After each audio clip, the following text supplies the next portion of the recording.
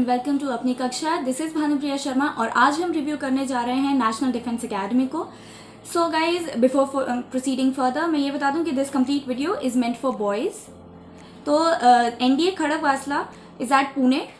तो अब अगर हम मोड ऑफ एडमिशन की बात करें इसमें, तो एक UPSC के द्वारा एक एग्ज़ाम होता है, रिटन एग्जामिनेशन। फिर उसके बाद में उस रिटन एग्जामिनेशन को जो क्लियर कर जाते हैं उनका होता है एक SSB इंटरव्यू, और फिर जो SSB इंटरव्यू में रेकमेंड हो जाते हैं उनका होता है मेडिकल एग्जामिनेशन। फिर उसके बाद में SSB और आपके रिटन एग्जामिनेशन के मार्क्स कैलकुलेट किए जाते हैं, और जो कट ऑफ को क्लियर कर जाता है after clearing the medical examination also, वो हो जाता है select for national defence academy. तो अब अगर हम थोड़ा सा और डिटेल में जाएं तो एग्जाम एक तो 2 बार होता है साल में, और उसके बाद में नोटिफिकेशन UPSC जनवरी और जून में देता है दोनों एग्जामिनेशन के लिए।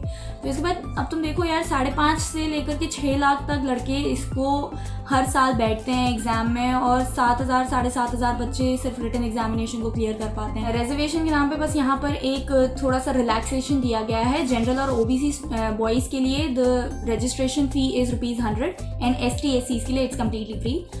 अब हम एग्ज़ाम की बात करें थोड़ा टिपिकली, तो इसमें एक मैथमेटिक्स का पेपर होता है और एक जनरल एबिलिटी टेस्ट का पेपर होता है। दोनों 2.5 घंटे के होते हैं। दोनों में नेगेटिव मार्किंग होती है। मैथमेटिक्स के पेपर में 120 MCQs होते हैं जो 300 मार्क्स के होते हैं विद नेगेटिव मार्किंग 0.83, और GAT का पेपर 150 क्वेश्चन MCQs होते हैं 600 मार्क्स के विद नेगेटिव मार्किंग 1.33 की। फिर अब तुम सिलेबस की बात करो यार, तो इसमें मैथमेटिक्स में क्लास 11th और 12th की मैथमेटिक्स आती है। तो अगर तुम लेवल की बात करो इस मैथमेटिक्स के पेपर की, तो बोर्ड के एग्जामिनेशन से डेफिनेटली थोड़ी सी ज़्यादा है। लेकिन अगर तुम JEE मेंस के लेवल की बात करो तो हाँ, मैं JEE मेंस के लेवल से कम ही है इसका लेवल।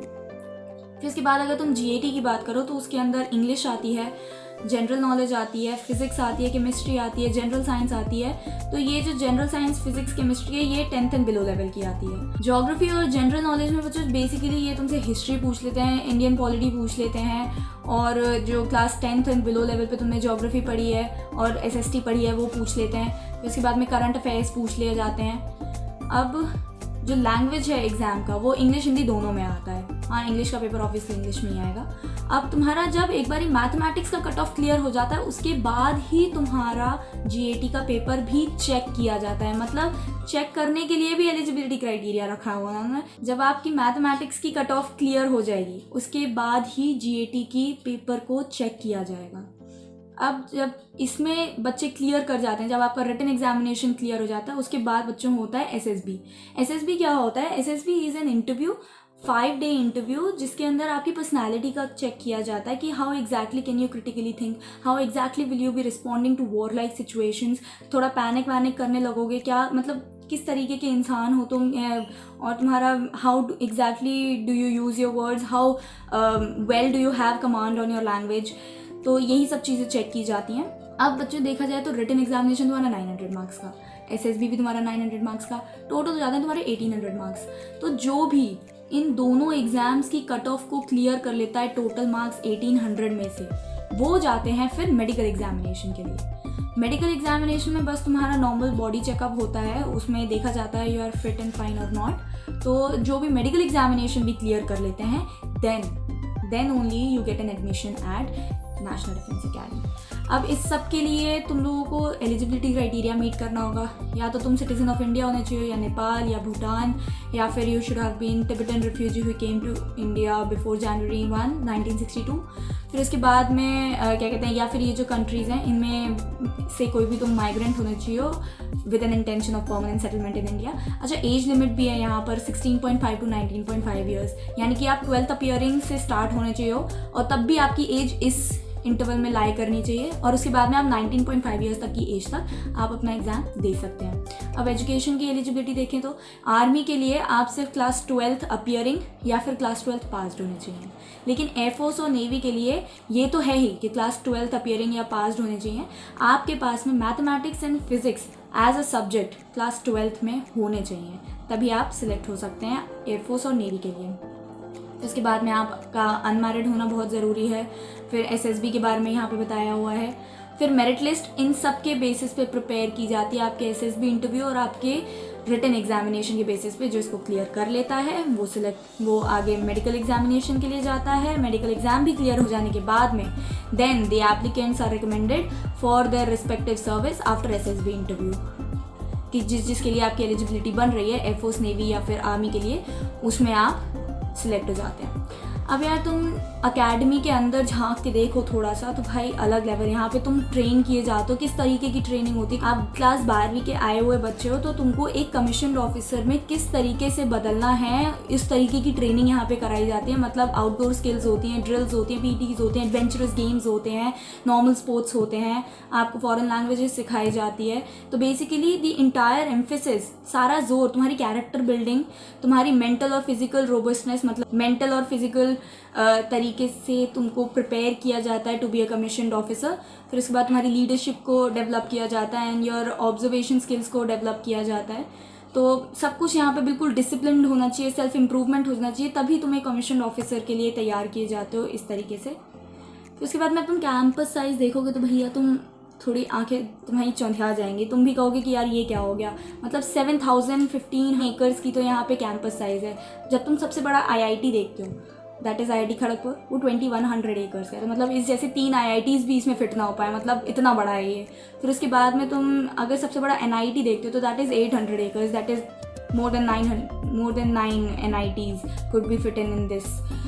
तो यही मैं कह रही हूँ कि काफ़ी बड़ा है यार यहाँ पे सब कुछ। तो अभी अगर तुम देखो, जैसे ही तुम यहाँ पहुँच जाते हो तुम्हें कैडेट के नाम से बुलाने लगाया जाता है, और फिर उसके बाद में यहाँ पहुँचते तुमको 18 स्क्वाड्रंस में बांट दिया जाता है। 18 squadrons are the sub unit, और मेन तुमको बटालियन में बांट देता है। यहाँ पे एक्चुअली में टोटल 5 बटालियंस हैं। तो नंबर 1, 2, 3 एंड 4 बटालियंस, इनके पास में सिर्फ 4 स्क्वाड्रंस हैं, और जो नंबर 5 बटालियन है उसके पास 2 स्क्वाड्रंस है। टोटल मिलकर के 18 स्क्वाड्रंस हो जाते हैं, जिनका नाम alpha, bravo, charlie, delta, echo करके बनने लगता है। फिर हर स्क्वाड्रन में तुम देखो तो 100 से 120 बच्चे लिए जाते हैं टोटल में से। तो ये 100 से 120 जो होते हैं, ये सीनियर जूनियर सब मिला करके बोला जा रहा है। उसके बाद में आप तुम इंफ्रास्ट्रक्चर देखो, यहाँ पे स्पोर्ट्स की फैसिलिटीज़ काफ़ी ज़्यादा अच्छी है। मतलब लैब्स और क्लासरूम्स तो काफ़ी बहुत ज़्यादा अच्छे हैं ही यहाँ पे।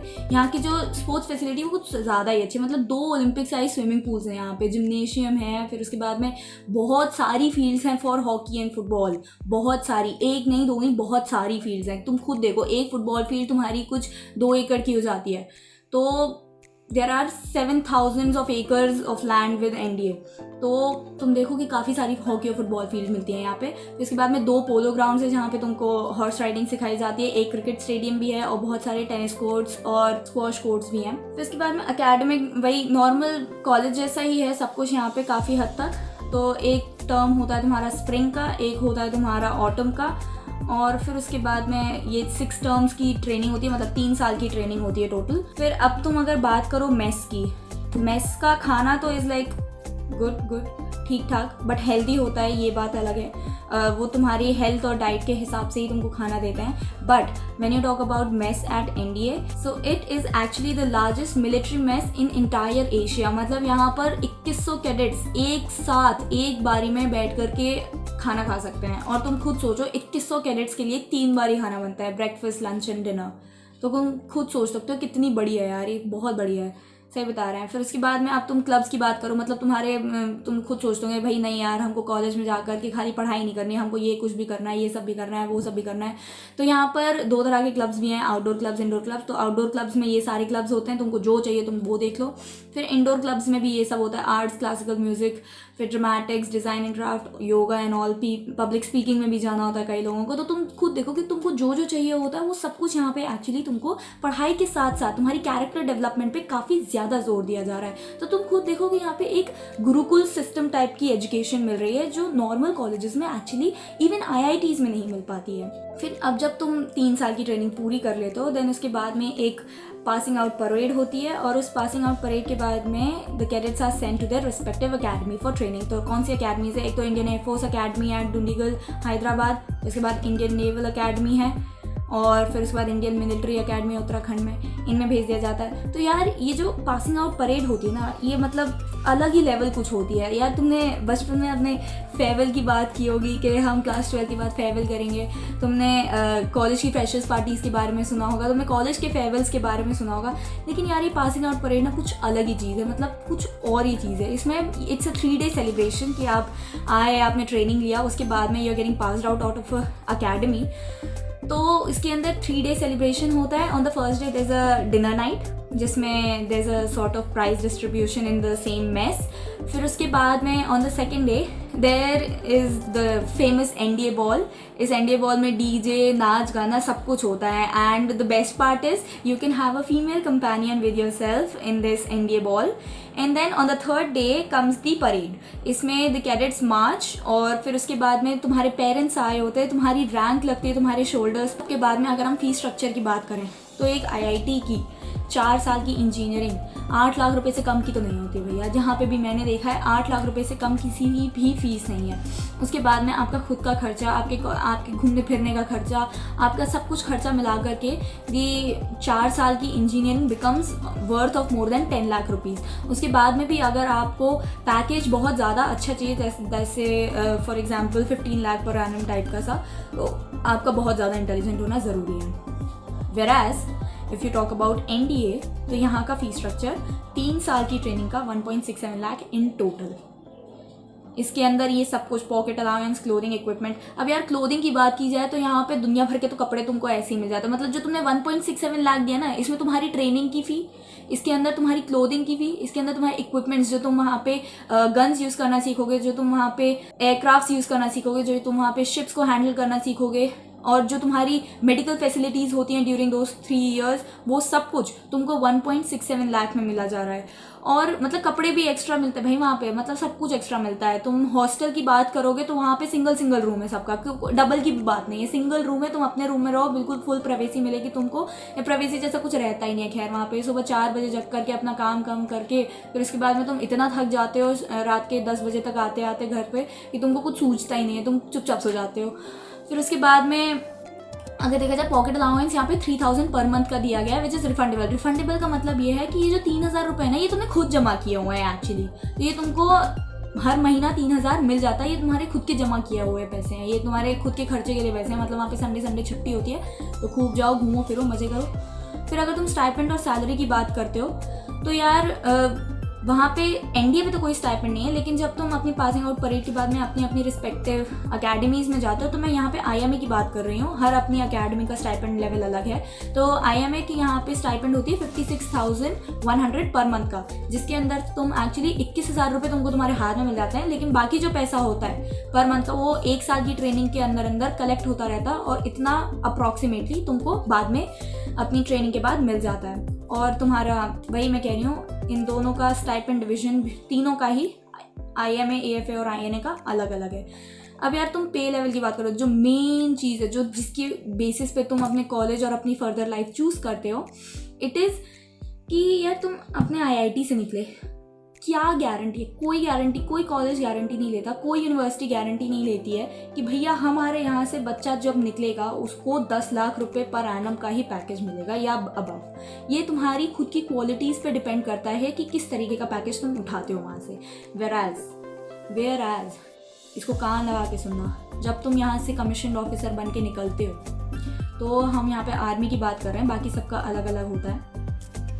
तो लेफ्टिनेंट रैंक पे तुमको लेवल 10 का पेमेंट मिलता है, यानी तुम पहली बात तो सेंट्रल गवर्नमेंट एम्प्लॉय हो, उसके बाद में तुमको लेवल 10 का पेमेंट मिल रहा है, लेफ्टिनेंट की रैंक मिल रही है। तुम्हारा सैलरी एक रेंज में है, मतलब 56,100 टू 1,77,500। अब ये रेंज में इसलिए है क्योंकि यार तुम्हारा बेसिक पे तो इतना हो जाता है। फिर उसके बाद में दुनिया भर के अलाउंसेस लगा करके अगर तुम पायलट हो तो फ्लाइंग अलाउंस मिलेगा, फिर एमएसपी में अलाउंस मिलेगा, उसके बाद दुनिया भर के अलग अलग अलाउंसेस मिलेंगे। ये अलाउंसेस बढ़ के तुम्हारी जो सैलरी होती है, हाई ऑल्टीट्यूड अलाउंस का मतलब है, मतलब अगर तुम किसी ऐसी जगह पर पोस्टिंग है तुम्हारी जिसका ऑल्टीट्यूड नॉर्मल प्लेन से ज़्यादा है, जैसे कोई माउंटेनियस रीजन में, तो तुमको उसका भी अलाउंस मिलता है। फिर अगर तुम बात करो, तुमने सियाचिन ग्लेशियर्स के नाम काफ़ी ज़्यादा सुने होंगे, तो अगर तुम सियाचिन में पोस्टिंग हो जाती है तुम्हारी, तो no matter who you are तुमको 42,500 पर मंथ का एक्स्ट्रा अलाउंस मिलता ही मिलता है। तो ये सारे अलाउंसेस दुनिया भर के मिला करके